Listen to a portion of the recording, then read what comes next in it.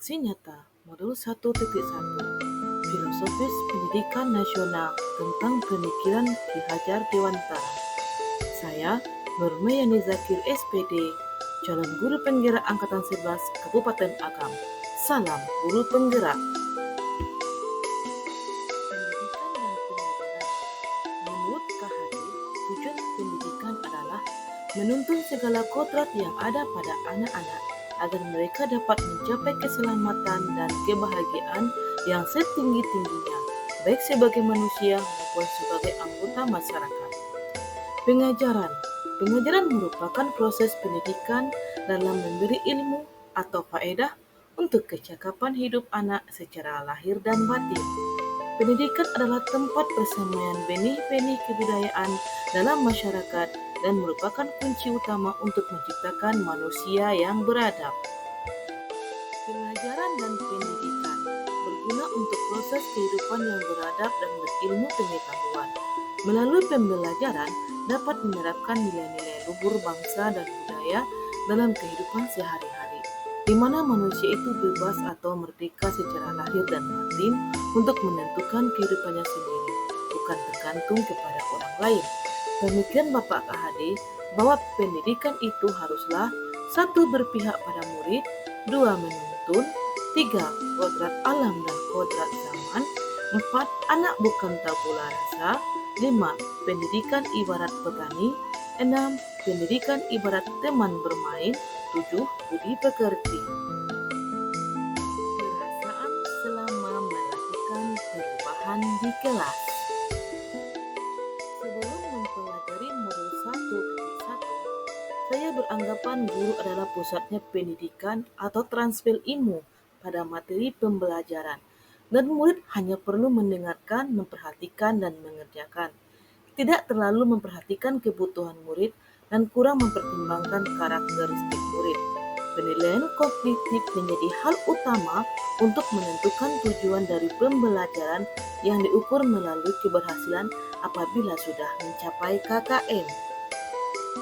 Setelah saya mempelajari modul 1.1 tentang pemikiran Bapak KHD, saya memperbaiki pembelajaran.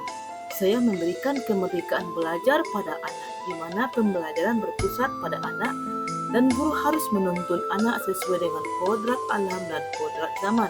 Bukan cuma hanya menuntun saja, tapi juga mempelajari psikis mereka agar mudah melakukan pendekatan kepada murid dan bisa memberikan metode yang digunakan dalam pembelajaran yang dapat membangkitkan semangat dan meningkatkan keterampilan lainnya yang sudah ada pada mereka. Karena setiap anak itu unik, sehingga guru mampu menjadi pendidik yang memberikan dorongan dan semangat seperti semboyan Bapak KHD, yaitu Ingar Sosung Tulodo, Ing Madya Mangun Karso, dan Tuturi Handayani. Setelah saya mempelajari modul 1.1, maka muncullah ide atau gagasan yang timbul sepanjang proses perubahan. Ide-ide yang muncul: 1. Merancang modul yang berdiferensiasi, melakukan pembelajaran yang berpihak pada murid, menghadirkan pembelajaran yang interaktif, kolaboratif, mandiri, dan menyenangkan, meningkatkan kegiatan pembiasaan tentang pendidikan karakter, budi pekerti yang luhur, meningkatkan literasi murid.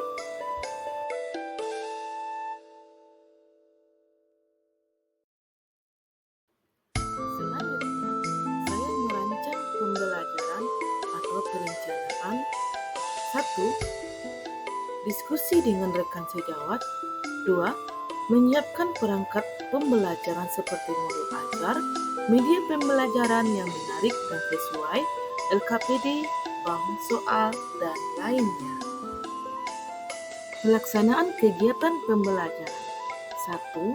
Pembelajaran diawali dengan berdoa.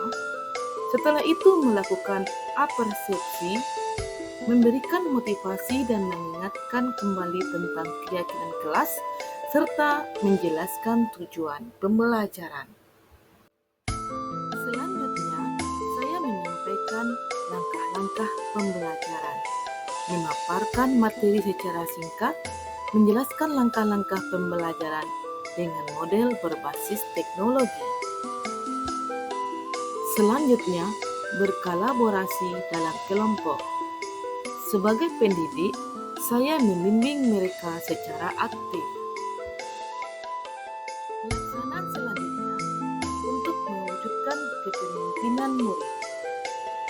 Mereka mampu untuk tampil ke depan, menyampaikan gagasan atau pendapat mereka, baik hasil diskusi kelompok atau laporan mereka sendiri. Kemudian, saya juga mengaktifkan siswa saya untuk menjadi pemimpin upacara setiap hari Senin. Kemudian, saya juga mengaktifkan siswa saya secara pribadi atau mereka secara individu untuk mau maju ke depan dalam menyelesaikan beberapa soal seperti soal matematika. Ternyata mereka sangat antusias sekali untuk berebutan menyelesaikan soal ke depan kelas. Belajar serius tapi santai atau belajar sambil bermain agar siswa tidak bosan belajar di kelas.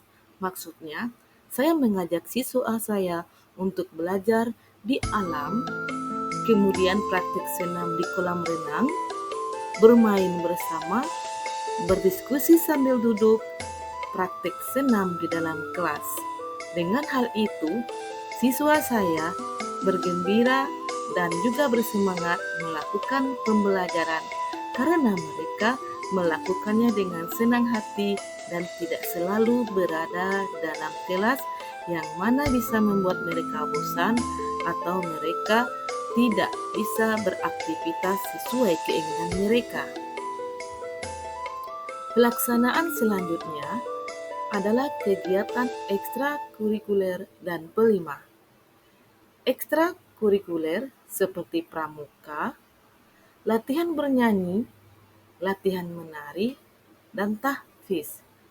Sedangkan P5 adalah mengolah sampah plastik sebagai hiasan dan tempat tanaman.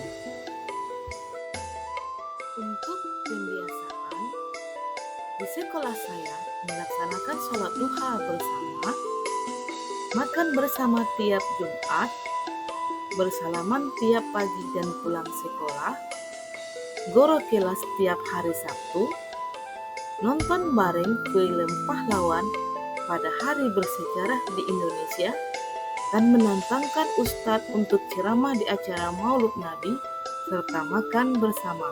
Untuk meningkatkan literasi siswa, siswa diarahkan untuk menggunakan pustaka sekolah dan pustaka di mini di kelas untuk menguatkan literasi siswa dan menanyakan apa yang mereka tangkap dari yang telah mereka baca.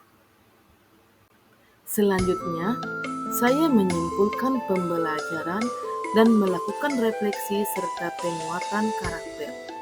Guru melakukan refleksi untuk menunjukkan nilai keberanian dalam diri murid untuk mengekspresikan dirinya, perasaannya, dan pengetahuannya tentang pembelajaran yang telah dilaksanakan. Tanya jawab guru dengan murid dan murid dengan murid.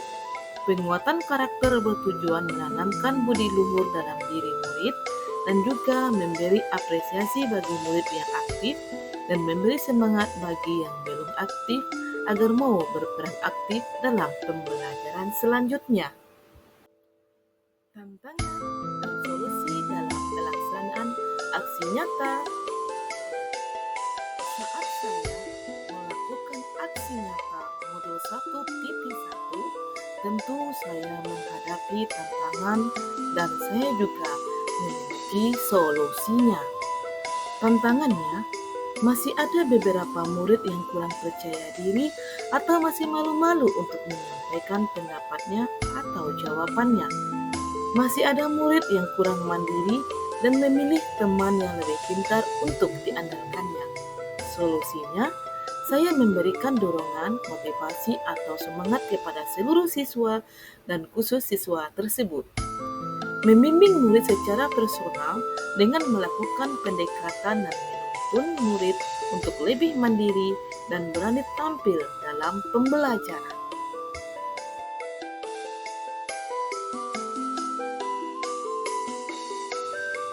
Berikut ini adalah testimoni dari rekan sejawat saya, Ibu Hartika Nelvia, SPD SDGR, Ibu Asmar Susanti, SPD SD.